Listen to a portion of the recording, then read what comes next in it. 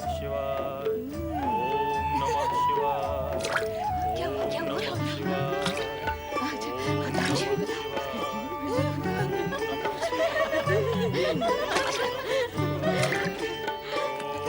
नमः शिवाय।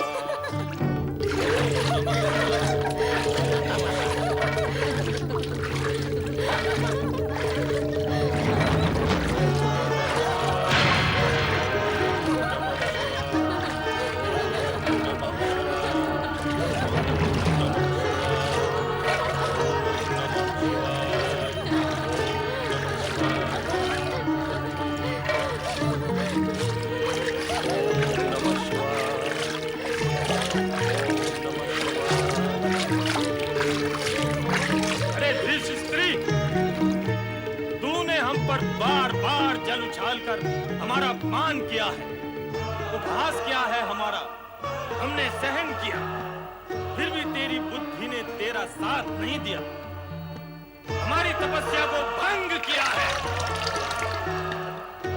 जा, हम तुझे श्राप देते हैं कि जल में पड़ी रहने वाली भैंस की तरह भैंस रूपणी होकर दुर्गति को प्राप्त हो।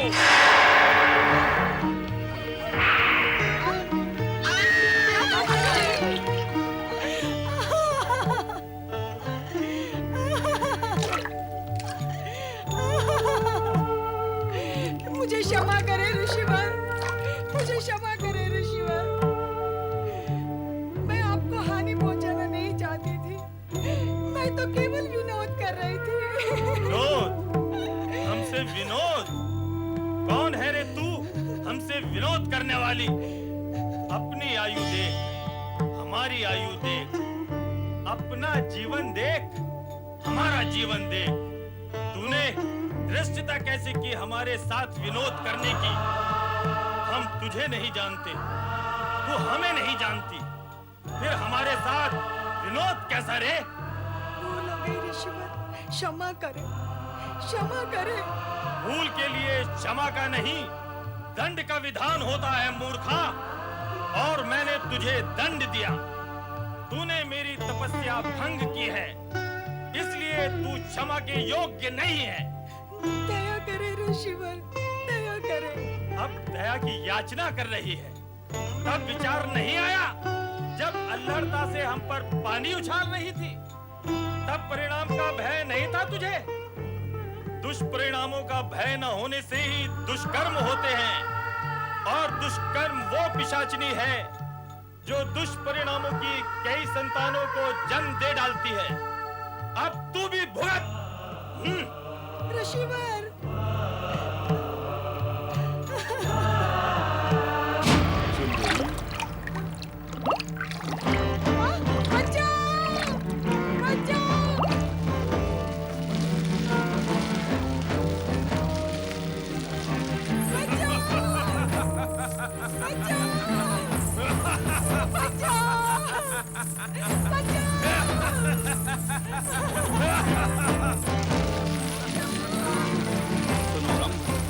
शीघ्र ही तुम्हारा एक दिव्य जन्म है, जो तुम्हारे पुत्र की माता बनेगी।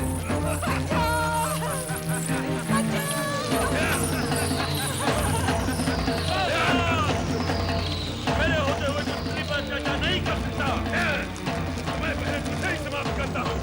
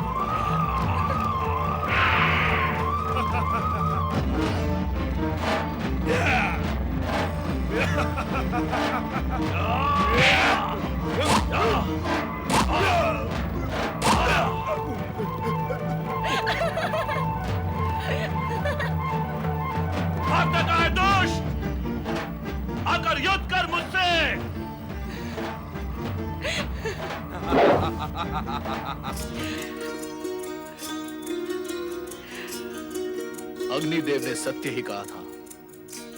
आपने तो मेरे हृदय पर विजय प्राप्त कर ली। यही है जो मेरे पुत्र की माता बनेगी। यदि आप मेरे जीवन साथी हो,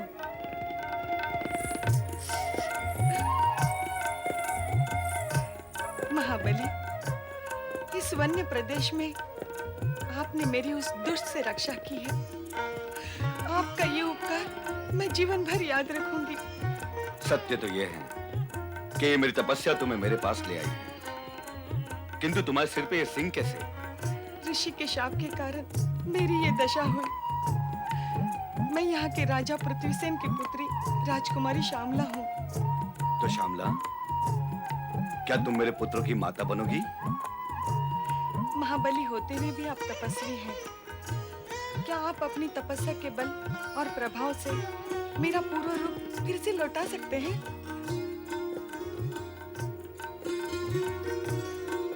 यदि तुम्हारा पूर्व रूप ना भी लौटा, तो इस रूप में भी तुम मुझे स्वीकार हो।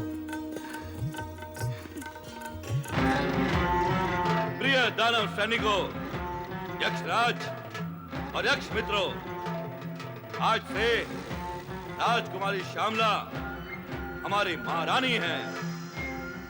ये हमारे पुत्र दानव राजकुमार की माता बनेगी और दानवों की वंश वृद्धि में ये सहायक होगी।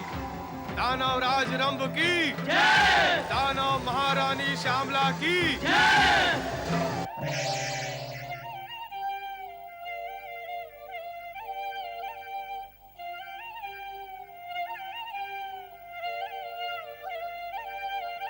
परमपिता, अपने इस दुखी और पीड़ित मानस पुत्र पर कृपा दृष्टि करें। परमपिता, आपके इस मानस पुत्र को कब तक ये अपमान के घूंट पीने पड़ेंगे? परमपिता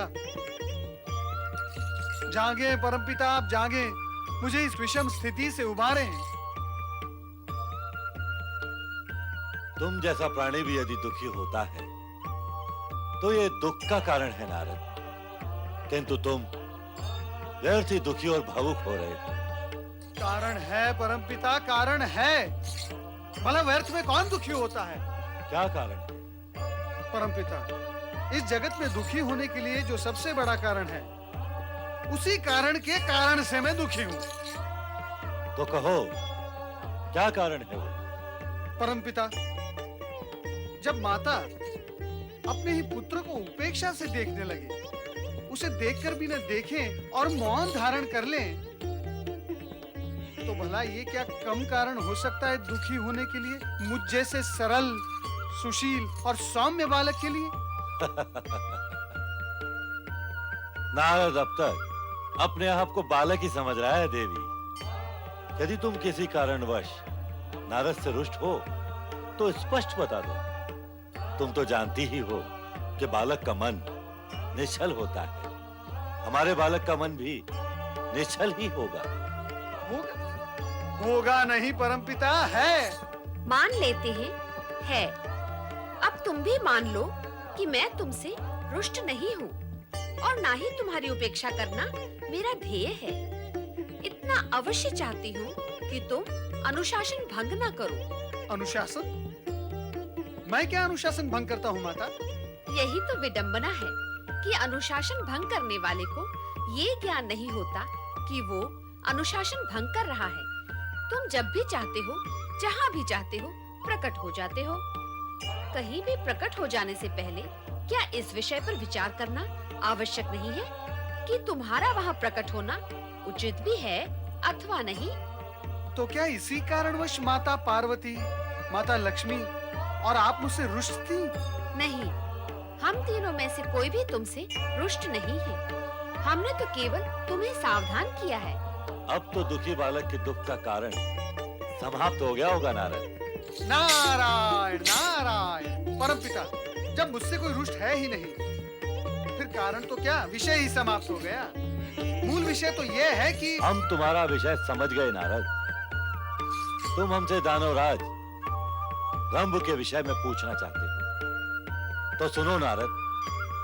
कर्म के समाप्त होने के पश्चात रंभ पंचाग्नि तप के बल से एक असाधारण पुत्र का पिता बनेगा। फिर अचानक सारी परिस्थितियां बदल जाएंगी। इस समय इतनी सूचना ही पर्याप्त है। तुम्हारा कल्याण हो। रथ पर सवार होकर वन विहार को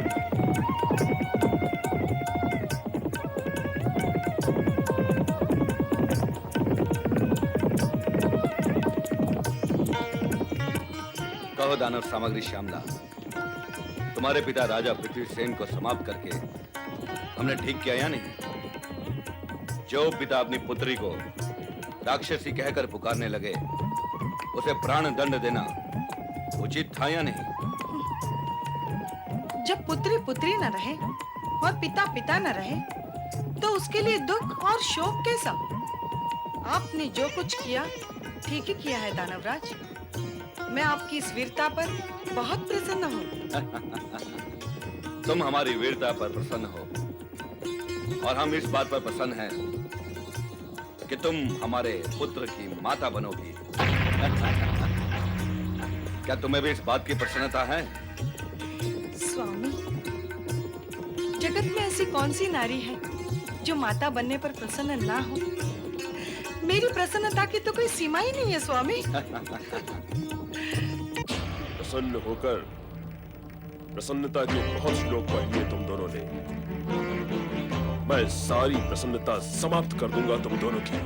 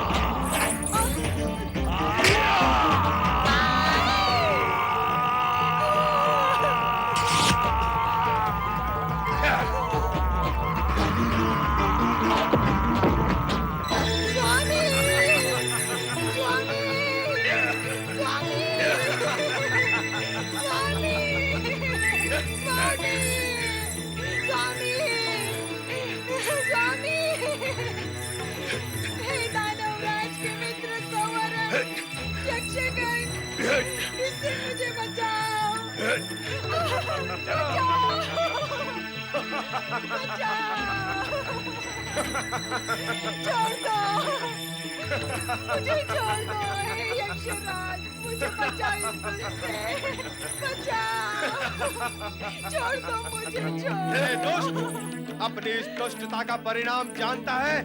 छोड़ दे दानव महारानी को।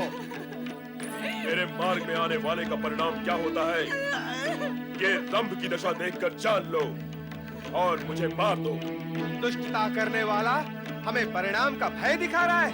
अरे निर्बुद्धि, परिणाम के भय से दुष्टों को भयभीत होना चाहिए। छोड़ दे दानव महारानी को। अपना हित चाहता है तो मेरा मार्ग छोड़ दे।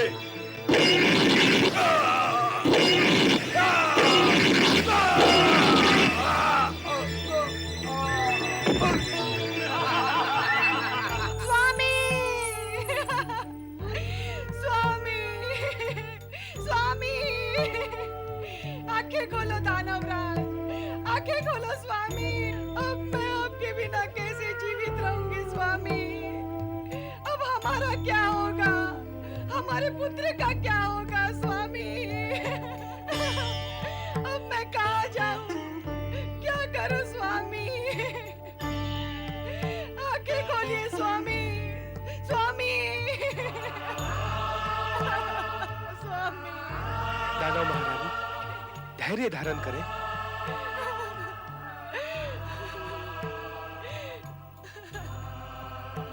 कैसे धैर्य धारण करूं? मेरा तो सर्वस्व समाप्त हो गया।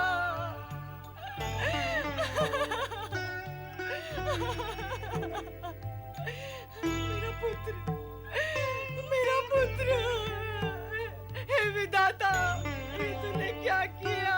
दानव महारानी, इस समय धैर्य धारण करने के अतिरिक्त अन्य क्या उपाय है? भावी बच्चे का विचार करके आपको धीरज तो रखना ही होगा। स्वामी, दानवराज रंभ वीरता से युद्ध करते हुए वीर गति को प्राप्त हुए हैं। आपकी रक्षा करते हुए इन्होंने अपने प्राण त्यागे हैं। अब आपका कर्तव्य है कि आने वाले शिशु की रक्षा करते हुए अपने आप को संयमित करें।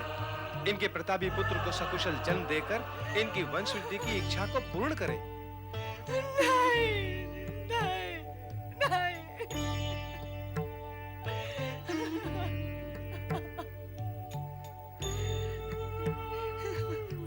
स्वामी, न जाओ स्वामी,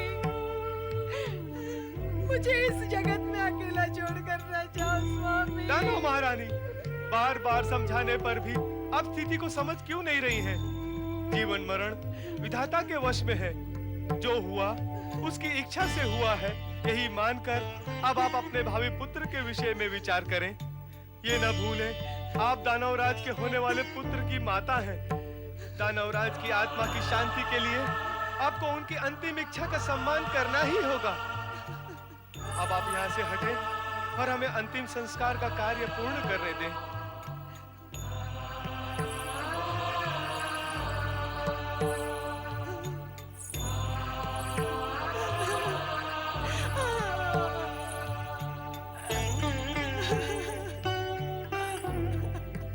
हे अग्निदेव, दानवराज रंभ ने समर्पित भाव से आपकी आराधना की है। कृपया कर चिता में प्रकट होकर दानवराज को अपने में समाहित करें।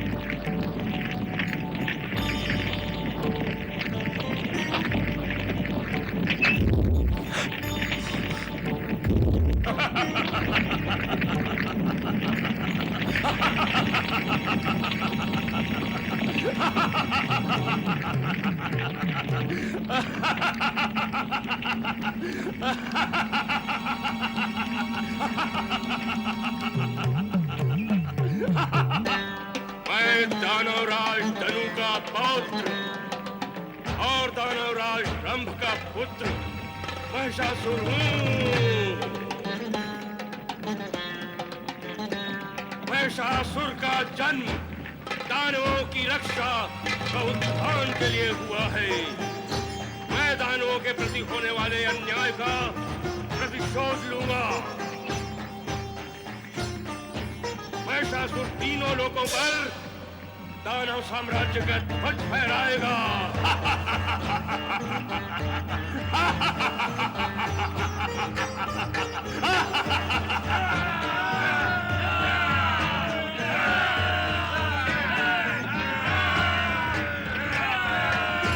महाबली महिषासुर की जय, ब्रह्मपुत्र महिषासुर की जय, दानवराज महिषासुर की जय, महाबली महिषासुर की जय, ब्रह्मपुत्र महिषासुर की जय, दानवराज महिषासुर की। उस दिन यदि अग्नि बीच में ना आए होते उन्होंने देवगण का हित विचारा होता तो मैं रंभ को भी समाप्त करने में सफल हो गया होता। यदि रंभ ना होता तो आज यह महिषासुर भी ना होता देवर्षि। पर अब आई हुई विपदा से तो अब निपटना ही होगा ना देवराज। क्यों होता है ऐसा देवर्षि? सदा होता है, ऐसा ही होता है। विपदा आती है, हम शक्ति संचित करके उसे भगाते हैं, वो भाग जाती है, किंतु फिर आ जाती है। हम दुख कष्ट पीड़ा झेलकर उसे पुनः भगाते हैं, वो पुनः आ जाती है। फिर आ गई है देवर्षि, फिर आ गई है। विपदा और संपदा ये तो ऋतुओं की बहनें हैं। उन्हीं की भांति आती है, जाती है, फिर आती है, फिर जाती है। जिस प्रकार ऋतुओं के आने और जाने पर हमारा नियंत्रण नहीं है, उसी प्रकार देवराज, उसी प्रकार विपदा और संपदा हमारे वश और सामर्थ्य से परे है। उनका आना जाना तो लगा ही रहेगा देवराज। इसमें हताश होने की क्या आवश्यकता है देवराज? जिस प्रकार हम ऋतुओं के आदी हो गए हैं, उसी प्रकार विपदा का आदी हो जाना ये हमारे हित में ही होगा। नारायण नारायण।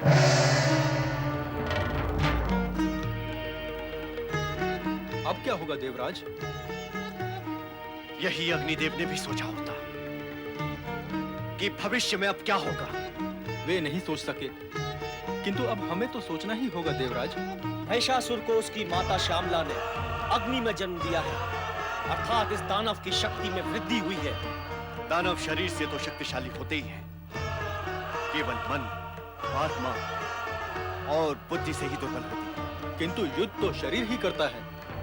और ये दानव महिषासुर स्वर्ग पर अधिकार करने की घोषणा जन्म लेते ही कर चुका है। अर्थात देव दानव युद्ध अवश्य भावी है।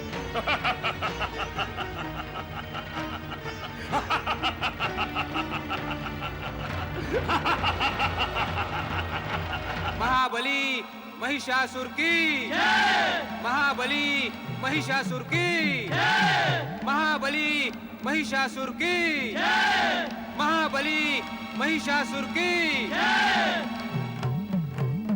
महाबली महिषासुर, ये वो सिंहासन है जिस पर आपके पिता और उनके भाई आसीन हुआ करते थे।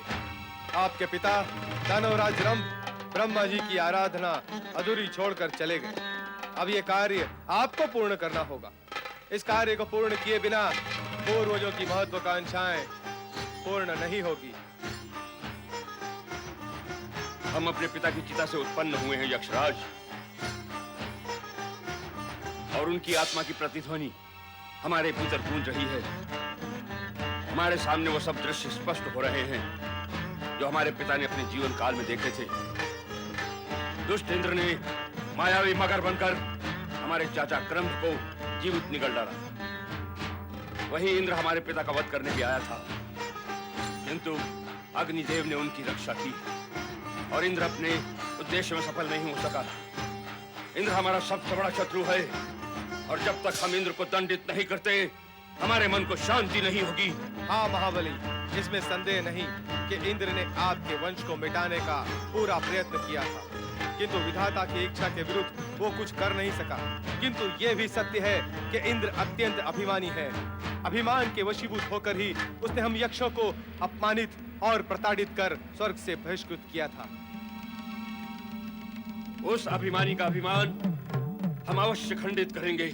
वह तो करना ही होगा।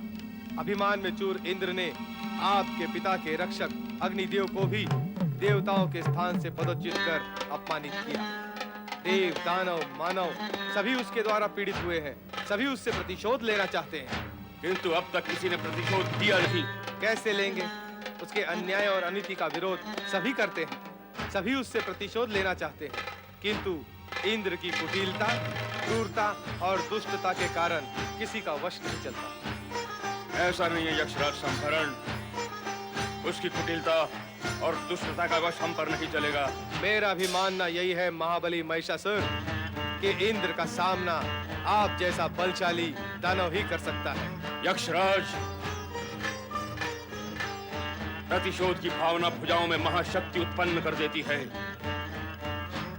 और उस पर यदि प्रतिशोध किसी दानव का हो तो महाशक्ति के विस्तार का अंत ही नहीं होता। मैं आपसे सहमत हूँ महाबली, किंतु इतने पर भी आपको सावधान रहने की आवश्यकता है। सावधान? हमें किससे सावधान रहना होगा? क्या इंद्र से? हाँ दानवराज, कारण कि आपके पितामह धनु ने ब्रह्मा जी से वरदानी शक्ति प्राप्त किए बिना ही स्वर्ग पर आक्रमण कर दिया था और उन्हें परास्त होना पड़ा था। इंद्र ने अपनी दिव्य शक्ति के बल पर ही उन्हें पराजित किया था। अतः इंद्र पर आक्रमण करने से पूर्व आपको ब्रह्मा जी से वरदानी शक्ति प्राप्त करनी ही होगी।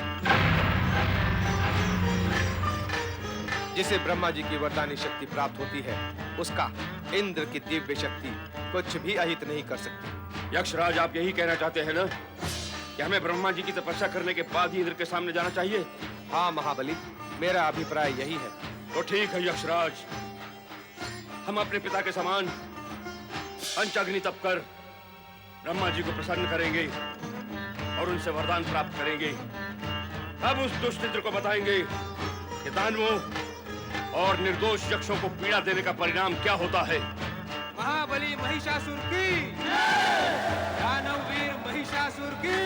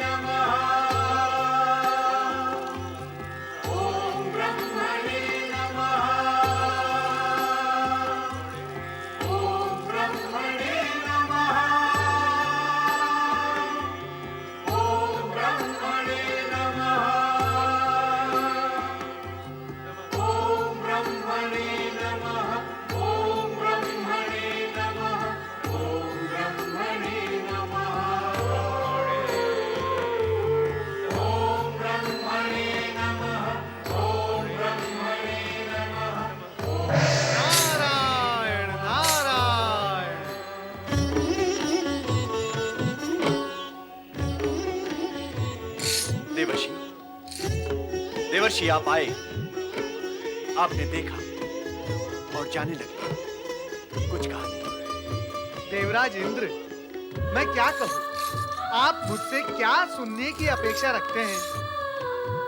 देवर्षि, देवताओं के शुभचिंतक से शुभचिंतन की ही अपेक्षा रख सकते हैं देवर्षि। वैसे हम और आप जो देख रहे हैं उसका प्रारंभ ही हम देख चुके हैं। आप महिषासुर के जन्म की चर्चा कर रहे हैं देवराज? उस चर्चा से इस दृश्य का महत्व अब अधिक हो गया देवर्षि। आप फिर चिंतित हो गए देवराज? चिंता का विषय तो आपके सम्मुख है देवर्षि। महिष के सींगों वाला यह असुर उसी समय से भीतर चिंता बनकर आ बैठा है। अब तो यह महाचिंता बन चुका है। कृपा कर इस विपदा से मुक्त होने का उपाय बताएं देवर्षि। नारायण नारायण। देवराज इंद्र, मेरे बताए गए उपाय आपके लिए अपनाना संभव ही नहीं। आप उन्हें अपनाएंगे ही नहीं, ये मैं भली भांति जानता हूँ। इसीलिए इस विषय में मेरा मौन रहना ही उचित है। देवर्षि नारद, सारा जगत जानता है कि आप देवताओं के सबसे बड़े शुभचिंतक हैं अथवा नहीं? मैं सभी का शुभचिंतक हूँ और सभी का शुभ चिंतन भी करते रहता हूँ। आप देवर्षि हैं ना, अर्थात देवताओं के ऋषि, तो सर्वप्रथम अधिकार आप पर देवताओं का है। आप कृपया कर देवताओं को इस नए संकट से मुक्ति दिलाएं और आपका देवर्षि नाम सार्थक करें। उत्तम, अति उत्तम। देवी शची, आप तो राजनीति की भाषा बोल रही हैं। वाह! मैं तो केवल आपको अपना कर्तव्य का ज्ञान करा रही हूँ देवर्षि। देवी शची, कर्तव्य के ज्ञान की शिक्षा क्या आप मुझे आपसे प्राप्त करनी होगी। मैं अपने कर्तव्य से कभी विमुख नहीं होता और कृपया कर आप मुझे इसका स्मरण न कराएं। उत्तम तो यही होगा कि आप इस बात पर ध्यान दें कि आपके पति देवराज इंद्र अपना कर्तव्य निभाते हैं या नहीं।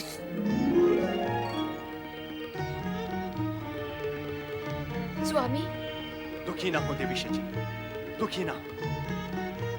नारद को अपने देवर्षि होने पर अभिमान हो गया है, इसीलिए वे हमसे सीधे मुंह बात नहीं कर रहे। पर वे आपके कर्तव्य का भी स्मरण करा गए हैं। वो कर्तव्य कौन सा है स्वामी? ये मैं तो नहीं समझ सकी, आप ही समझाएं। ओह, तो अब तुम भी आ गई नारद लीला के चक्कर में। हम तो सदा ही अपना कर्तव्य पूर्ण करते आए हैं। एक क्षण का भी विलंब नहीं किया है हमने अपने कर्तव्य पूरा करने में।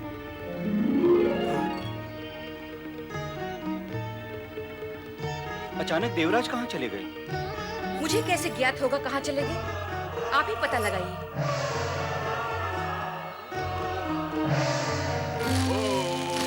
ब्रह्मणे नमः। ओम ब्रह्मणे नमः। ओम ब्रह्मणे नमः। ओम ब्रह्मणे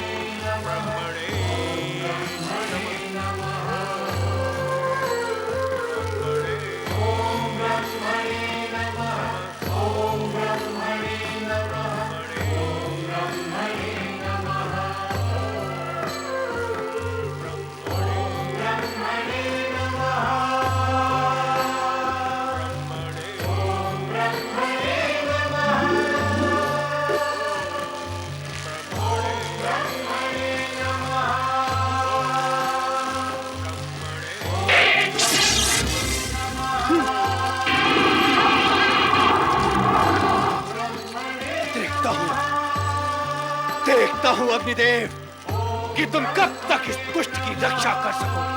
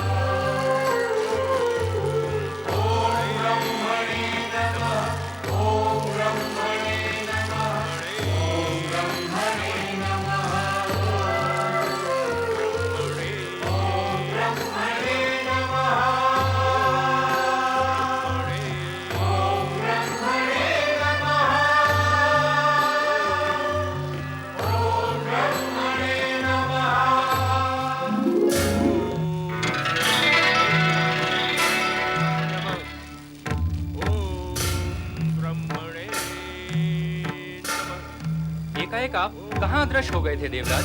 और नाग का रूप आपने क्यों धारण किया? क्या आप देख नहीं रहे हैं कि जब तब के प्रभाव से हमारा शत्रु अजय होता जा रहा है? हमारे सारे प्रहार व्यर्थ सिद्ध हो रहे हैं। यदि आप हमारी सहायता करना ही चाहते हैं तो तुरंत अपनी दिव्य शक्तियों का प्रयोग करें। आप दोनों क्या विचार कर रहे हैं? अपनी दिव्य शक्तियों का प्रयोग क्यों नहीं करते? शक्ति का प्रयोग करें और शीघ्र ही महिषासुर को समाप्त करें। आप दोनों बोलते क्यों नहीं? क्या विचार कर रहे हैं? देवराज, विचार केवल इतना ही है, जब आपकी शक्ति का महिषासुर पर प्रभाव नहीं हुआ तो ऐसे में क्या हमारी दिव्य शक्ति उसे विचलित कर सकेंगी? हाँ देवराज, जब आप उस पर विजय पाने में असमर्थ रहे तो क्या वो हमारे वश में आएगा? क्यों नहीं आएगा? क्या आपकी और हमारी शक्तियों में अंतर नहीं है? अब आप दोनों यहाँ खड़े खड़े प्रश्न उत्तर ही करते रहेंगे अथवा हमारी सहायता भी करेंगे? तनिक प्रयत्न करें। आपकी आज्ञा मानकर हम प्रयत्न भी कर लेते हैं देवराज।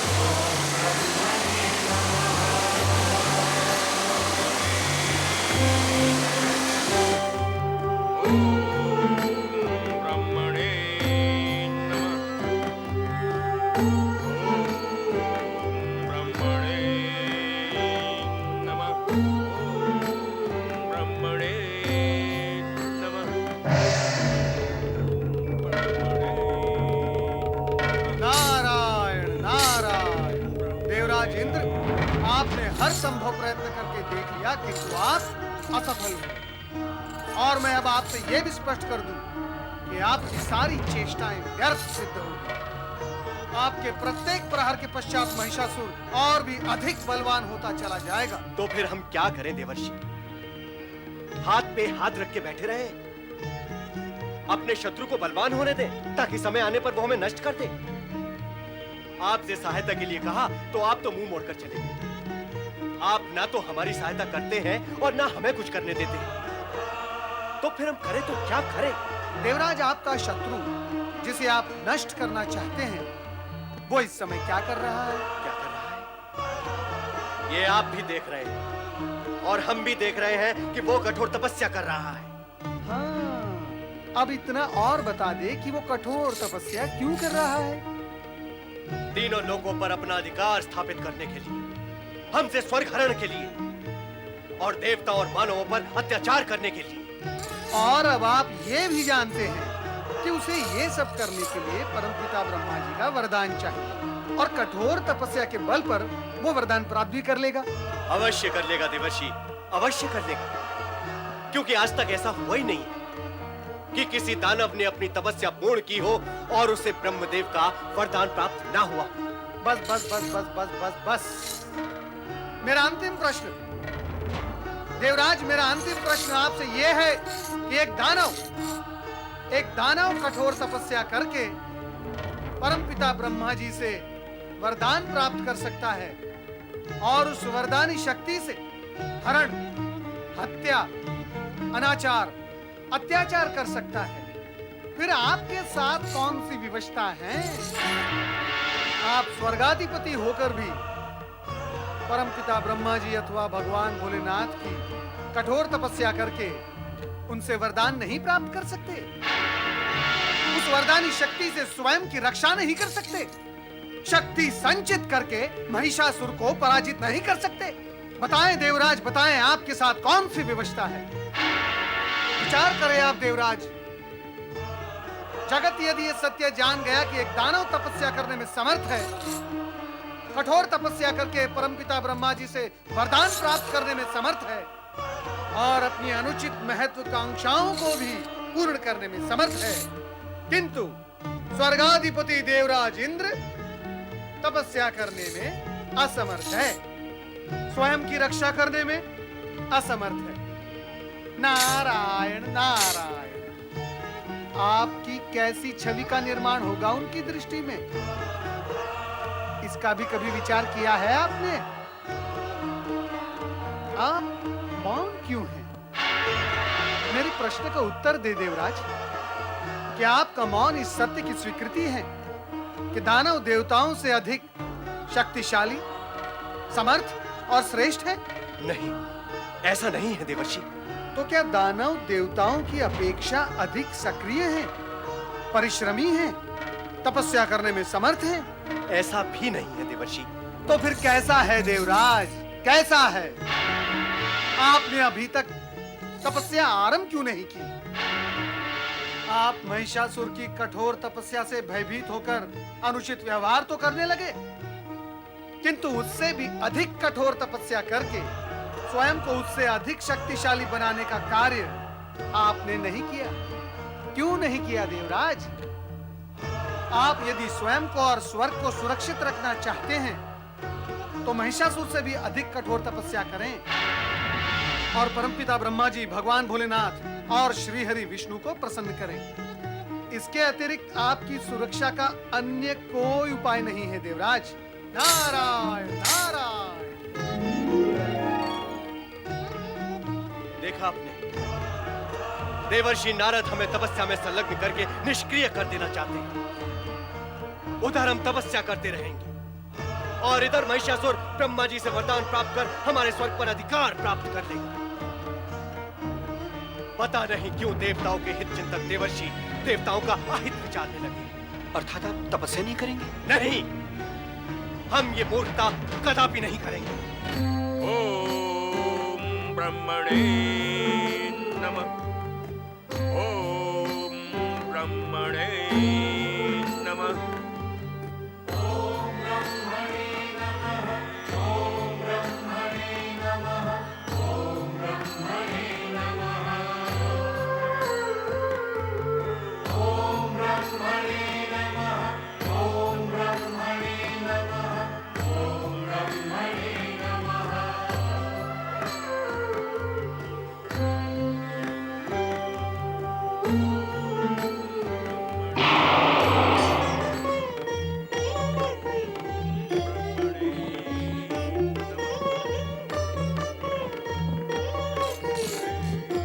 पिता ब्रह्मा जी को पुत्र नारद का प्रणाम।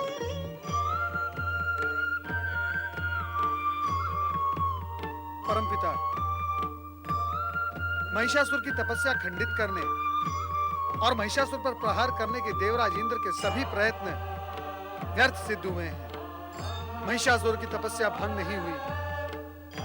क्या आप सदा की भांति इस असुर को भी आप वरदान देकर बलशाली बनाएंगे और फिर अत्याचार, अनाचार, दुराचार, युद्ध, हरण, वे सभी कथाएं पुनः दोहराई जाएंगी? नारद, तुम भली भांति जानते हो कि तपस्या करने वाला मानव, दानव, देवता कोई भी हो, उसे इच्छित फल देना आराध्य का कर्तव्य है और परंपरा भी है। किंतु परमपिता, इसका अर्थ तो यही हुआ कि महिषासुर इच्छित वरदान पाएगा और वरदान प्राप्त करने के पश्चात मानवों और देवताओं पर अत्याचार भी अवश्य करेगा। कैसे बताएं नारद, जो भी होगा विधि के विधान के अनुसार ही होगा।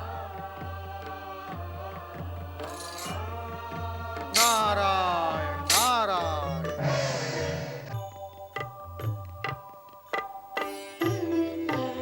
आओ नारद, हम तुम्हारा स्मरण कर रहे थे। ये तो चमत्कार हो गया, ये तो चमत्कार हो गया प्रभु कि आप मेरा स्मरण करने लगे।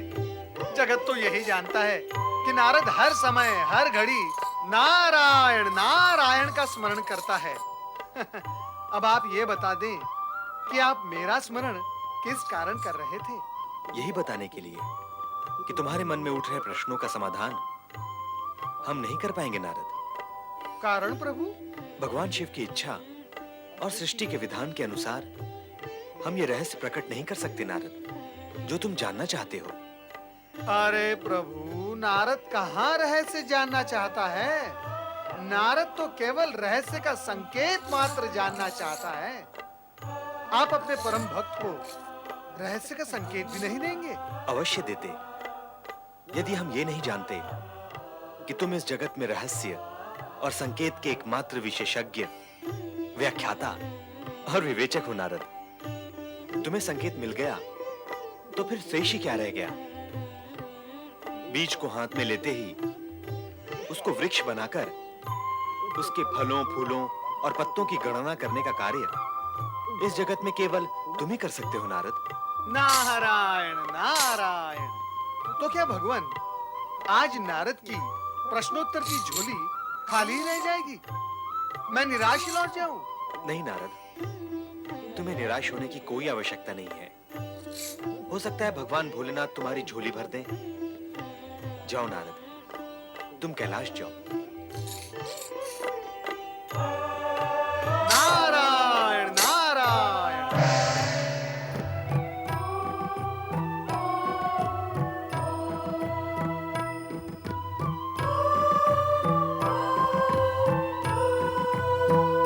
पार्वती, देवी पार्वती।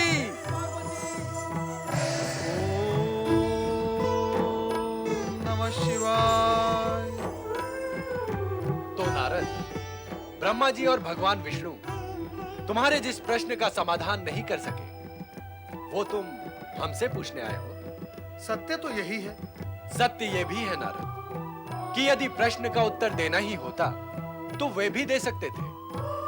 जब वे ही नहीं दे सके तो हम भी कैसे दे सकते हैं? अब प्रतीक्षा करने के अतिरिक्त अन्य कोई उपाय नहीं।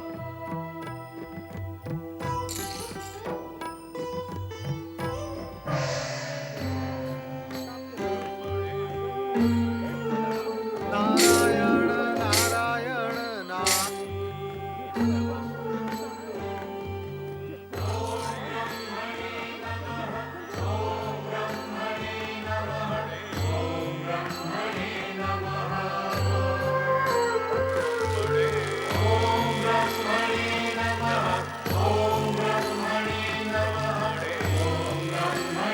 महिषासुर, महिषासुर, जय हो ब्रह्मदेव, जय हो। हमारे आराधक महिषासुर हम तुम्हारी एक निष्ठ तपस्या से प्रसन्न हुए। ब्रह्मदेव, मैं आपके दर्शन पाने के लिए व्यग्रता से प्रतीक्षा कर रहा था। तुम्हारी ये व्यग्रतापूर्ण तपस्या ही हमें तुम तक ले आई है महिषासुर। कहो, क्या चाहिए तुम्हें? मैं अमर होना चाहता हूँ ब्रह्मदेव। अपने पितामह और पिता की भांति मैं मरना नहीं चाहता। यदि मेरी तपस्या की शक्ति को आप स्वीकार करते हैं तो मुझे अमरता का वरदान दीजिए। महिषासुर, तुमसे पहले सभी दानव तपस्वियों ने हमसे अमरता का ही वरदान मांगा था, किंतु आज तक हमने ऐसा वरदान किसी को नहीं दिया और भविष्य में किसी को देंगे भी नहीं। तुम्हें भी ऐसा वरदान प्राप्त नहीं होगा। ऐसा क्यों ब्रह्मदेव? इसलिए कि किसी को अमर बनाना हमारी शक्ति से परे है। जो जन्म लेता है उसका मरण निश्चित है। विधि का यही विधान है। मैंने किसी माता के उदर से जन्म नहीं लिया है ब्रह्मदेव। मैं अपनी माता और पिता की चिता से प्रकट हुआ हूँ। चिता में भी तुम माता के कारण ही प्रकट हुए थे। प्रकट होना और जन्म लेना पर्याय शब्द हैं। जिस क्षण तुम प्रकट हुए थे उसी क्षण तुम्हारे मरण का समय निश्चित हो गया। तुम जैसे वीर दानव को मृत्यु से भयभीत होने की कोई आवश्यकता नहीं है महिषासुर। तुम दानवों में अति असाधारण दानव हो और सदा असाधारण जीवन ही जियोगे। अमरता के अतिरिक्त तुम जो वरदान मांगोगे तुम्हें मिलेगा। आप सत्य ही कह रहे हैं ब्रह्मदेव। मरण से भयभीत होना हम दानवों को शोभा नहीं देता। अब यदि आप दे सकते हैं तो मुझे मनमोहक व्यक्तित्व, अपार शक्ति, इच्छानुसार रूप धारण करने की क्षमता तथा इच्छा से सेना, अस्त्र शस्त्र प्रकट करने का सामर्थ्य प्रदान करें। इस जगत में देवता, दानव एवं मानव कोई भी मेरा संहार करने में समर्थ ना हो। तो फिर अपनी मृत्यु का कारण तुम स्वयं निश्चित कर लो महिषासुर। तुम जैसे वीर को वीर गति प्राप्त होनी चाहिए। असाधारण जीवन जीने वाले के लिए साधारण मृत्यु अशोभनीय है। तो फिर ब्रह्मदेव मुझे किसी स्त्री के हाथों से मरने का वरदान दें। स्त्री अबला होती है और जो अबला होगी वो मुझे मारने का साहस ही नहीं कर पाएगी। स्त्री अबला होती है अथवा सबला, यहाँ इस समय यह विषय नहीं है। हम तो तुम्हें तुम्हारा इच्छित वरदान देंगे ही। हम तुम्हें वरदान देते हैं कि तुम्हारा मरण किसी देव, दानव या मानव के द्वारा न होकर एक स्त्री के हाथों होगा। तथा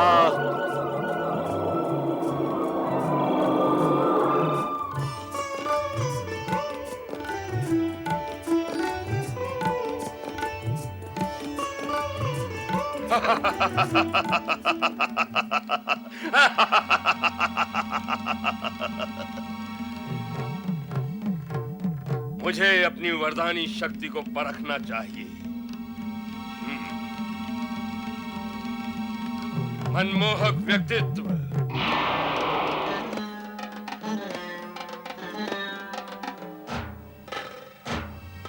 मुकुट, अस्त्र शस्त्र,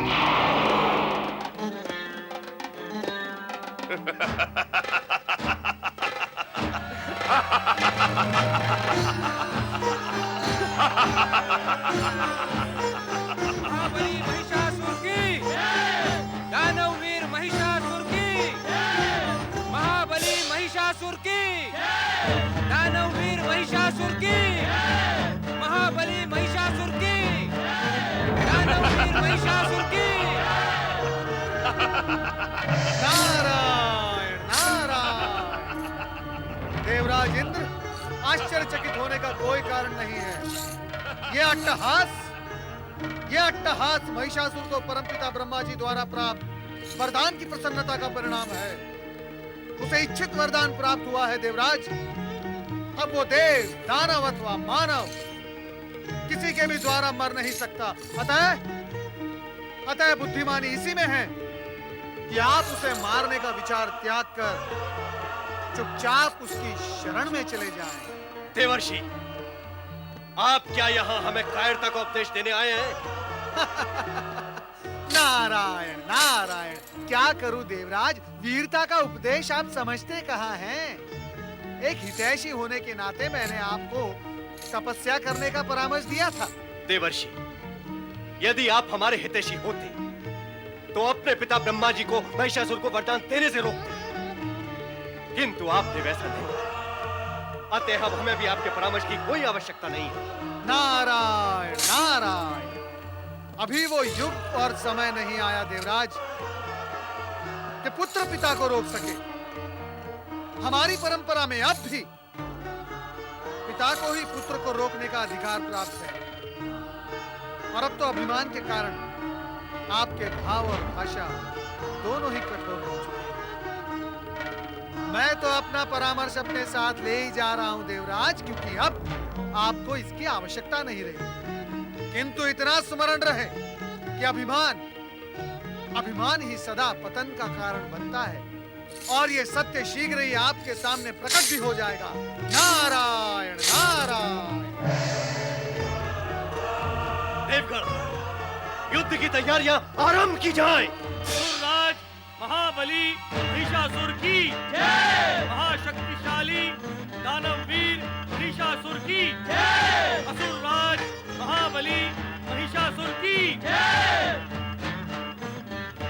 दानव एवं यक्ष वीरों, हमने समस्त पृथ्वी लोक को अपने अधीन करने का निश्चय किया है।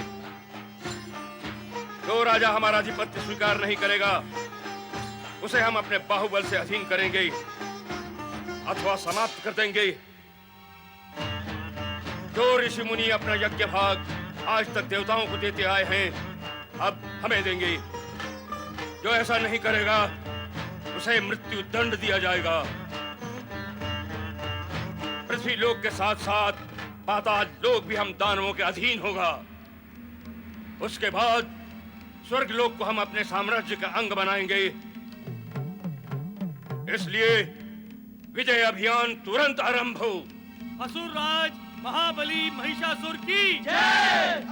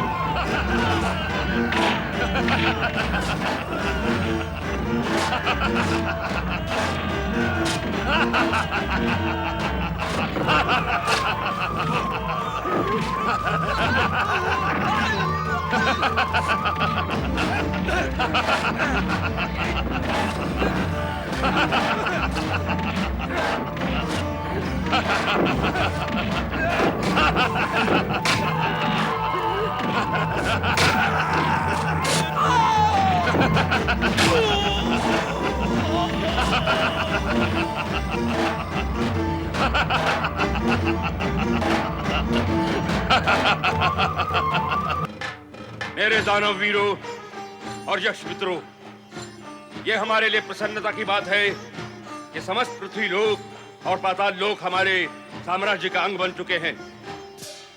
पृथ्वी के समस्त राजाओं ने हमारी अधीनता स्वीकार कर हमें कर चुकाना आरंभ कर दिया है। पृथ्वी विजयी असुरराज महिषासुर की जय, पाताल विजयी महिषासुर की जय। यज्ञकर्ता ऋषि मुनियों ने भी देवताओं को यज्ञ भाग से वंचित कर हमें अपना स्वामी स्वीकार कर लिया है। समस्त दानव और मानव जाति ने हमें सम्राट का पद प्रदान किया है। अब हमारा लक्ष्य है स्वर्गलोक, परंतु हम अपने पूर्वजों की तरह स्वर्गलोक पर सीधा आक्रमण नहीं करेंगे। दानवों और मानवों के समान हम देवताओं को भी अधीनता स्वीकार करने का एक अवसर देंगे। दानवों, यक्ष मित्रों, आज हमारी मित्रता और सहयोग का परिणाम हमारे सामने है। असुर सम्राट महिषासुर ने एक के पश्चात एक सफलता प्राप्त करके यह सिद्ध कर दिया है कि आज तीनों लोकों में इन जैसा महाबली और योद्धा अन्य कोई नहीं है। अब हमें शीघ्र ही स्वर्गलोक की ओर प्रस्थान करना है। हमें पूरा विश्वास है कि सदा की भांति स्वर्गलोक पर अधिकार प्राप्त करने में हम सफल होंगे।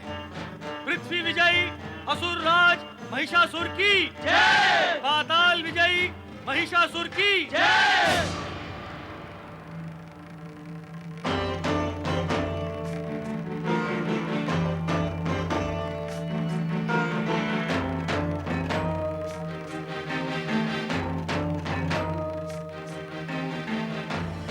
अरे अपरिचित युवक, यह मार्ग स्वर्गलोक की सभागृह की ओर जाता है। मानव और दानव स्वर्गलोक में प्रवेश नहीं कर सकते। लौट जाओ यहाँ से। मैं दानवराज महिषासुर का दूत हूँ और देवराज इंद्र के लिए उनका एक संदेशा लेकर आया हूँ। आपको भयभीत होने की आवश्यकता नहीं है देवगण। दानवराज महिषासुर देवताओं के शत्रु नहीं हैं। उन्होंने देवराज इंद्र के लिए मैत्री का संदेश भेजा है।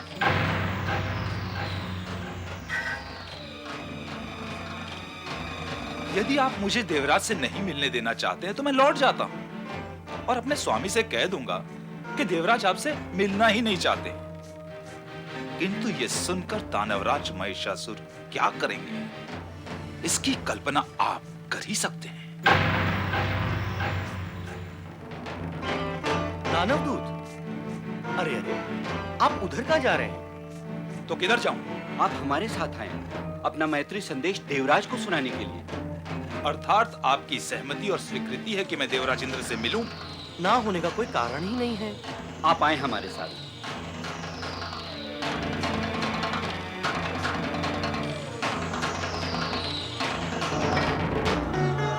दानवदूत, कह दो अपने स्वामी दुष्ट महिषासुर से कि देवता कभी दानवों से मित्रता नहीं करते। क्या कभी किसी युग में ऐसा हुआ है कि देवताओं ने दानवों से मित्रता की हो? तो यह अब कैसे संभव होगा? दानव मित्रता के योग्य है ही नहीं। देवराज इंद्र, आपने जो कुछ कहा मैंने सुना, किंतु मैं आपसे एक बार फिर निवेदन करूंगा कि आप इस विषय पर शांति पूर्वक विचार करें। रे दूत, तेरे स्वामी ने दुष्टता और धृष्टता की है तुझे यहां भेजकर, और उससे भी बड़ी धृष्टता तू कर रहा है हमें परामर्श देकर। तूने हमें परामर्श देने का दुस्साहस कैसे किया? देवराज, परामर्श देने के लिए दुस्साहस की नहीं, सुबुद्धि की आवश्यकता होती है। अच्छा, तो तुम स्वयं को बुद्धिमान समझते हो? बुद्धिमान को बुद्धिमान तो कोई बुद्धिमान ही समझ सकता है देवराज। क्या क्या कहा तूने? यदि हम तुझे बुद्धिमान नहीं समझेंगे तो हम बुद्धिहीन अर्थात निर्बुद्धि अर्थात मूढ़ हैं। हमारी सभा में खड़े होकर तू हमें मूर्ख कह रहा है। परिणाम जानता है इसका? अरे मैं भी तो आपको परिणाम जान लेने के लिए तो कह रहा हूं और निवेदन करता हूं कि आप दानवराज के संदेश पर विचार करें। शत्रु के संदेश पर विचार करें। शत्रु होते हुए भी दानवराज महिषासुर आपके स्वर्ग को नष्ट भ्रष्ट नहीं करना चाहते।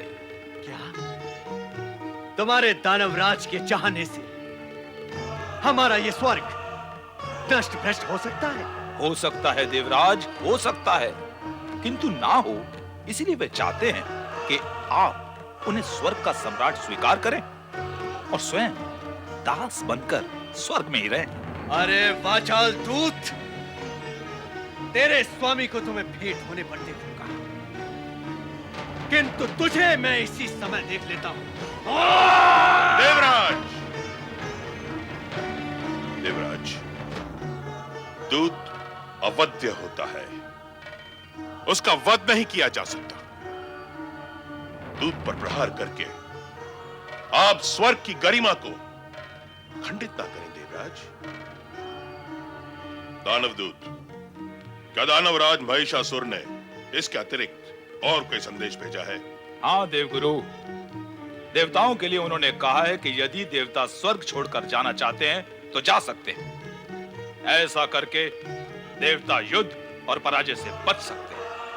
ऐसा न होने पर स्वर्ग पर आक्रमण और देवताओं का सर्वनाश अवश्य होगा। देवराज, दूत को मारकर अपयश के भागी ना बने देवराज। दानवदूत, अब तुम जाओ। दानवराज महिषासुर का संदेश हमें मिल गया है। जाओ और जाकर उनसे कहो कि देवराज इंद्र को ना ही उनकी मित्रता स्वीकृत है और ना ही उनकी अधीनता।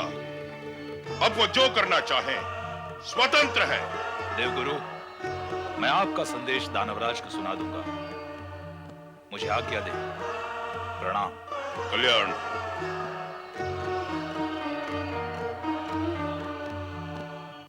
देवराज, अब महिषासुर द्वारा स्वर्ग पर आक्रमण निश्चित है। वो अपना अपमान सहकर चुप नहीं बैठेगा।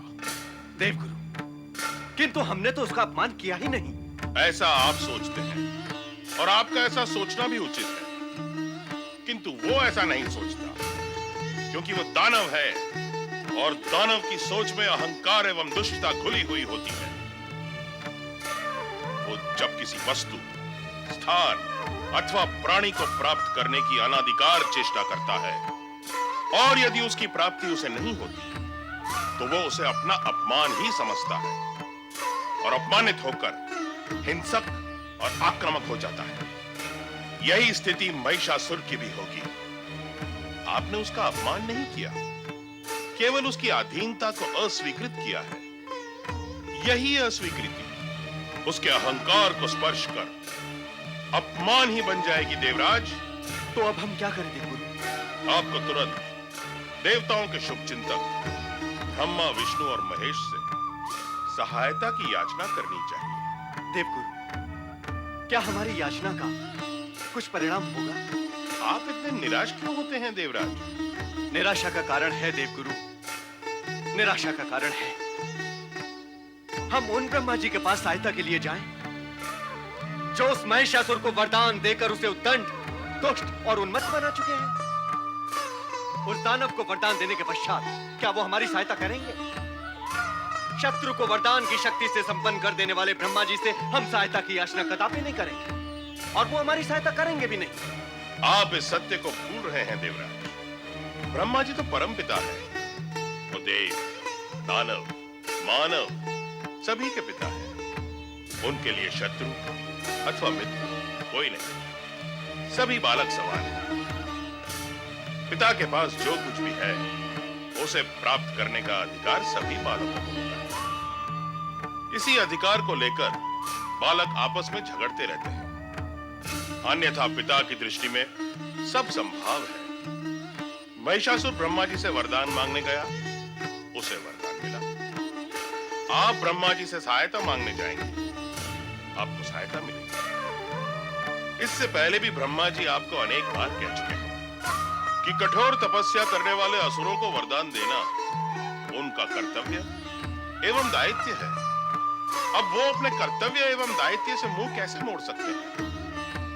किंतु मैं आपको विश्वास दिलाता हूं देवराज कि ब्रह्मा जी देवताओं के शुभचिंतक एवं सहायक अवश्य हैं। देवगुरु, आपने अभी अभी कहा कि उनके लिए सभी समान हैं, तो फिर वो हमारे ही शुभचिंतक क्यों? दानवों के भी शुभचिंतक हैं। देवराज, यदि आप अर्थ को तोड़ेंगे मोड़ेंगे तो सत्य को प्राप्त नहीं कर सकेंगे। समदृष्टि व संभाव रखते हुए भी ब्रह्मा जी केवल देवताओं के ही शुभचिंतक हैं, दानवों के नहीं। कारण के दानवों की दानव वृत्ति ही जगत में अनीति तथा अन्याय को बढ़ावा देती है और देवताओं की देव वृत्ति सद्वृत्ति को बढ़ावा देती है। इसीलिए ब्रह्मा जी केवल देवताओं के शुभचिंतक हैं। मेरा विचार है आप मेरा अभिप्राय समझ गए होंगे। समझ तो गया हूं देवगुरु, किंतु आप अभी तक किंतु के किनारे पर ही खड़े हैं देवराज, आगे नहीं बढ़े। आप इस भावी सत्य को भली भांति समझ लें कि यदि शीघ्र ही आप ब्रह्मा, विष्णु और महेश की शरण में नहीं गए तो महिषासुर देवताओं की शक्ति को छिन्न भिन्न करके स्वर्ग पर अधिकार पाने में विलंब नहीं करेगा। आगे आप जो उचित समझे करें। स्वामी, देवगुरु का परामर्श हमारे हित में ही है। हाँ देवराज, देवगुरु जो कुछ भी कहेंगे हमारे हित में ही कहेंगे। स्वर्ग और देवताओं की सुरक्षा के लिए देवगुरु का परामर्श मान लेना अति आवश्यक लग रहा है देवराज। हमें सहायता के लिए त्रिदेव के पास जाना ही चाहिए। हाँ नारद, अब तो स्थिति ही ऐसी आ गई है कि घटनाएं शीघ्रता से घटित हो। चिक्षुर ने महिषासुर को देवराज इंद्र की अस्वीकृति का उत्तर सुना दिया है। महिषासुर ने तो स्वर्ग पर आक्रमण करने के पूर्व ही देवराज इंद्र के पास अपना दूत भेजा था। दानव प्राय ऐसा न करके सीधे आक्रमण कर देते। फिर भी देवराज इंद्र ने कूटनीति से इस अवसर का लाभ नहीं उठाया। यदि देवराज इंद्र ऐसा करते तो कुछ समय के लिए युद्ध टल सकता था। किंतु परमपिता, अब तक का अकाट्य और कटु सत्य यही है कि वरदानी शक्ति प्राप्त करने के पश्चात हर असुर और भी अधिक हिंसक और आक्रामक होता रहा है और युद्ध उसके लिए अनिवार्य हो जाता है। असुर अपनी वृत्ति कैसे त्याग सकता है नारद? जो सुर में न हो और शांति व प्रेम का आलाप न ले सके, उसी को तो असुर कहते हैं। किंतु कल्याण हो। कल्याण के निमित्त ही तो हम आपकी शरण में आए हैं। देवगुरु बृहस्पति ने भी यही परामर्श दिया है कि आपकी शरण में जाकर सहायता की याचना करें। तो देवराज, आप देवगुरु के परामर्श से यहाँ आए हैं। हम पर अपना अधिकार व संबंध समझकर नहीं आए। देवगुरु न भी कहें तो क्या हम नैतिकता के आधार पर आपकी सहायता नहीं करेंगे? आपने अनेकों बार प्रताड़ित किया है परमपिता, इसीलिए यहाँ आने का। प्रताड़ित क्या कारण किया जाता है? खरे, बड़े जब अपने से छोटों को प्रताड़ित करते हैं तो अवश्य ही उसका कोई कारण, कोई उद्देश्य होता होगा। जिस कारण से प्रताड़ित किया जाता है उसका लाभ तो छोटे लेते नहीं। वे समझ ही नहीं पाते कि ये कार्य भी उनके हित में ही हो रहा है। वे केवल मन में क्रोध भाव धारण करके बड़ों के प्रति उलाहना लेकर बैठ जाते हैं। और आपने भी ऐसा ही किया है देवराज इंद्र। हाँ परमपिता, अब हुआ तो कुछ ऐसा ही है। जो हुआ है उसका ध्यान न करके जो करना है उसकी ओर ध्यान देना अधिक हितकारी होगा। हम जानते हैं कि महिषासुर को असीम शक्ति का वरदान देने के कारण आप हमसे क्षुब्ध हैं और इस समय हमारी शरण में आना आपकी विवशता है। परंतु यह भी तो सत्य है कि देवताओं की सहायता करना हमारा पवित्र तथा नैतिक कर्तव्य है। और आप यह भी अवश्य जानते होंगे कि महिषासुर को वरदान देने के कारण हम उसके विरुद्ध आपकी प्रत्यक्ष रूप से सहायता नहीं कर सकते। इसलिए अब आपको भगवान विष्णु तथा शिव शंकर से भी अनुरोध करना होगा। आपका आदेश है तो अवश्य करेंगे हम उनसे अनुरोध। किंतु परमपिता, आप हमारी सहायता करना चाहते हैं, इसीलिए हम पहले आपसे अनुरोध करेंगे कि भगवान विष्णु और भगवान शिव के पास जाने में आप हमारा नेतृत्व करें। हमारे नेतृत्व करने से यदि आपको यह विश्वास होता है कि हम आपकी सहायता करना चाहते हैं तो हम अवश्य नेतृत्व करेंगे। महिषासुर देवताओं पर आक्रमण की तैयारियां करे, इसके पहले देवताओं को अपनी रक्षा की तैयारियां कर लेनी होंगी।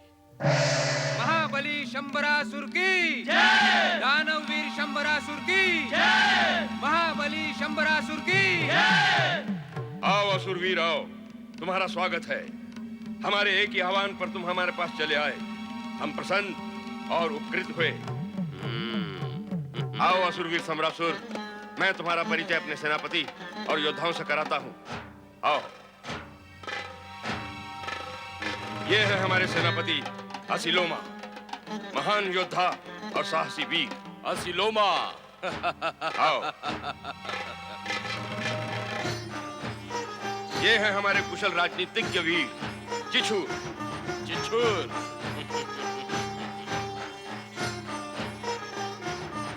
ये है हमारे महान योद्धा विडाल। विडाल। आइए। और ये है हमारे योद्धा उधर। उधर। हम प्रसन्न हुए। आइए मित्र।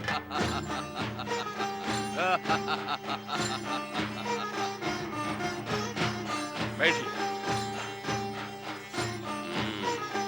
दानव सम्राट महिषासुर, आपका उत्थान देखकर हमारा मन अति प्रसन्न हुआ। आपने ब्रह्मा जी से वरदान प्राप्त करके स्वर्ग लोक पर अधिकार करने का जो विचार किया है, वो समाचार भी हमें मिल चुका है। आप तुरंत स्वर्ग लोक पर आक्रमण करने की तैयारी करें। हम सब आपके साथ हैं। देवताओं को पराजित करके स्वर्ग लोक को अपने अधिकार में कर लें और अपने पूर्वजों की भांति स्वर्ग लोक के सिंहासन की शोभा बढ़ाएं। समस्त दानव जाति आपकी सहायता के लिए प्रस्तुत है। हम तो उसी की तैयारी कर रहे हैं असुरवीर। अब आप आ गए हैं तो आपकी प्रेरणा से हमारा कार्य सरल हो जाएगा। होना ही चाहिए, इसलिए तो हम यहाँ आए हैं। ये है हमारी चमत्कारी गदा। इस गदा को हाथ में लेते ही आप असंख्य रूप में शत्रुओं के सामने प्रकट हो सकेंगे। अर्थात जब आप इस गदा को लेकर युद्ध भूमि में उतरेंगे तो अपने शत्रुओं के सम्मुख एक नहीं अनेक महिषासुर प्रकट होंगे। फिर वो किस किस पे प्रहार करेगा और जिस पर वो प्रहार कर रहा है वो मूल रूप से महिषासुर होगा भी अथवा नहीं, भ्रमित हो जाएगा वो। असुरवीर, हम आपका ये उपकार जीवन भर नहीं भूलेंगे। भूलना चाहोगे तो भी नहीं भूल पाओगे। ये गदा तुम्हें भूलने ही नहीं देगी। दानवराज, मेरा पूरा विश्वास है कि इस गदा के साथ आप अकेले ही समस्त शत्रुओं को पराजित करने में सफल होंगे। इस पर भी यदि मेरी आवश्यकता हुई तो आपके केवल एक आह्वान पर मैं अपनी सेना के साथ युद्ध भूमि में आ जाऊंगा। फिर देखना कैसे देवगन भागे भागे फिरते हैं। ये लो हमारी चमत्कारी गदा। असुरवीर, आपकी अद्भुत भेंट हमारे लिए बहुत उपयोगी है।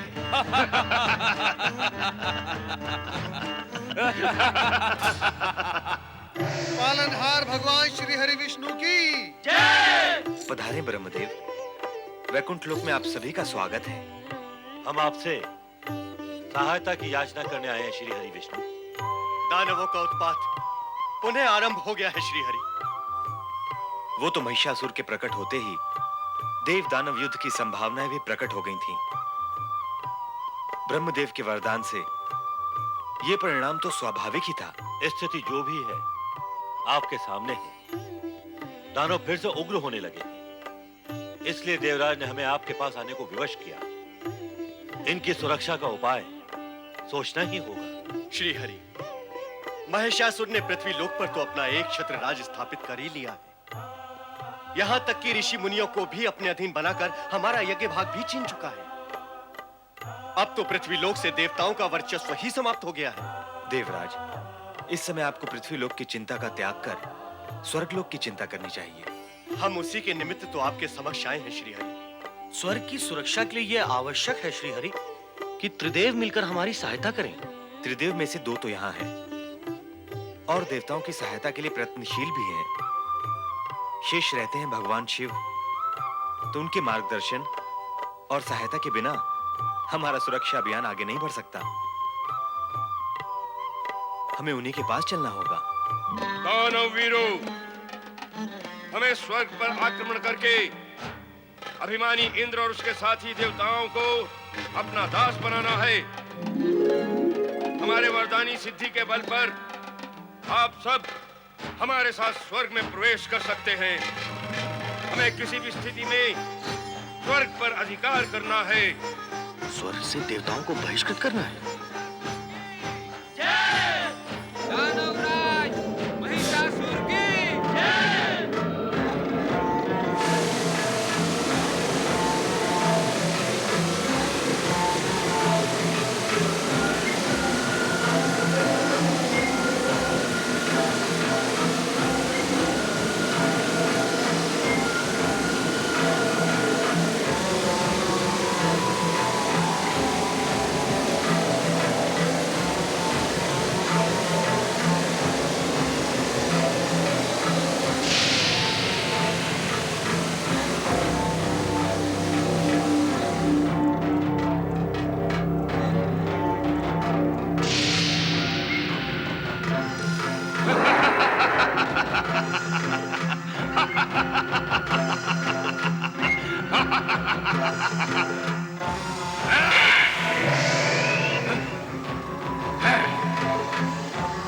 वीरू देवताओं, तुम महिषासुर से बच नहीं पाओगे।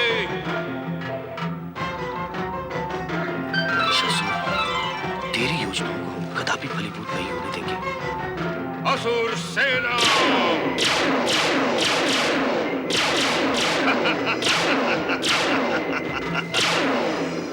हमारे साथी,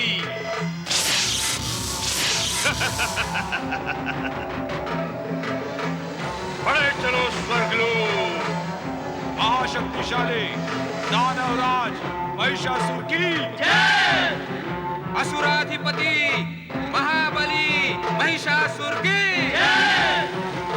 ओम नमः शिवाय, ओम नमः शिवाय, ओम नमः शिवाय, ओम नमः शिवाय, ओम नमः शिवाय, ओम नमः शिवाय, ओम नमः शिवाय।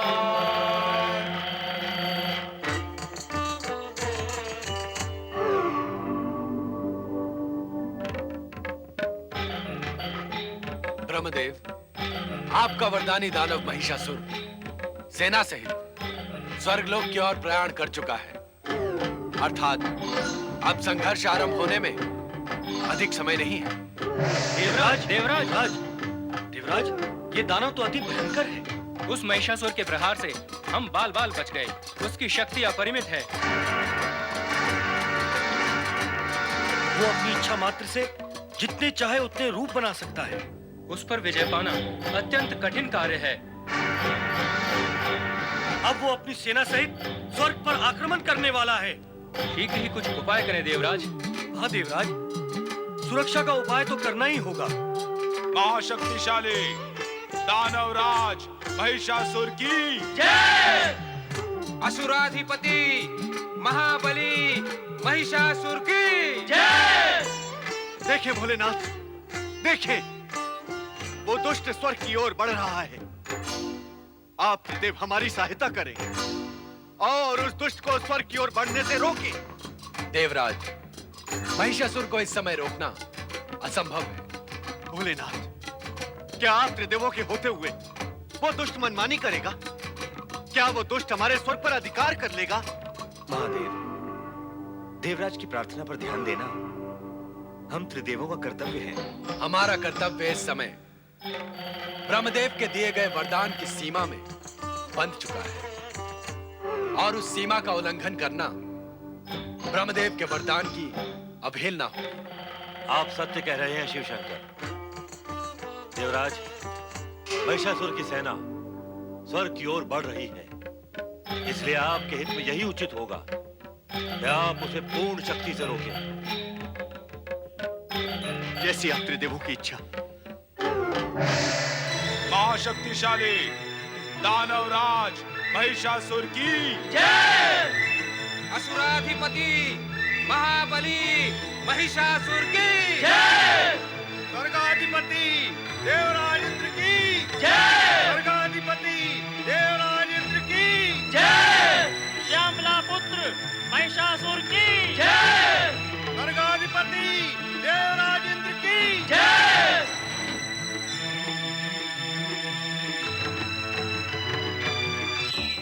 यही ठहर जा दुष्ट महिषासुर। हट! देवताओं की शक्ति अभी तूने देखी नहीं है। यदि अपने प्राण बचाना चाहता है तो लौट जा पाताल लोक को। दैत्य शक्ति की आंधी के सामने तुम देवता तिनकों की तरह उड़ जाओगे। यदि शक्ति होती तो तुम्हारे शुभ चिंतक ब्रह्मा, विष्णु, महेश हमारे आक्रमण को रोकने के प्रयास से मुंह न मोड़ते। कहां गए वो तीनों? तुझे स्वर्ग में प्रवेश करने से रोकना हमारा कर्तव्य है, क्योंकि स्वर्ग पर देवताओं का जन्म सिद्ध अधिकार है। जन्म सिद्ध अधिकार? हाँ, अधिकार उसी का होता है जिसकी बाहों में बल होता है। व्यर्थ प्रलाप न कर, हट जा हमारे सामने से। अन्यथा हमारे एक ही प्रहार से नष्ट हो जाएगा।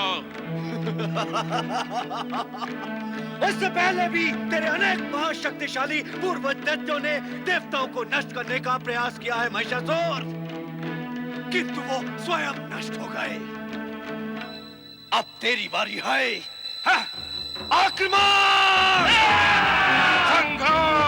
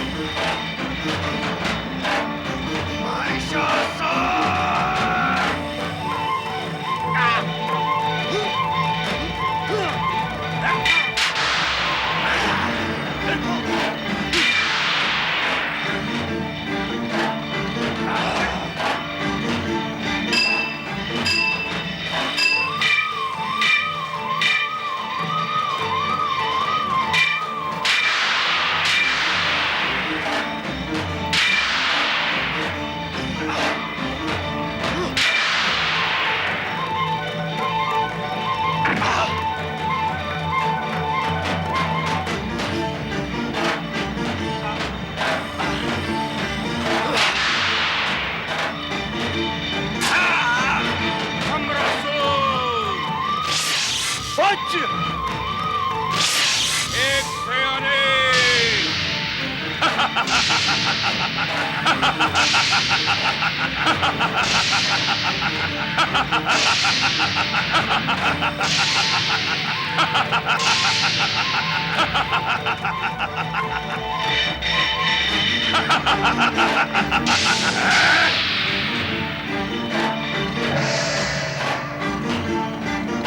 स्वर्ग विजयी दानवराज महाबली महिषासुर की जय। महाबली महिषासुर की जय। महाबली महिषासुर की जय।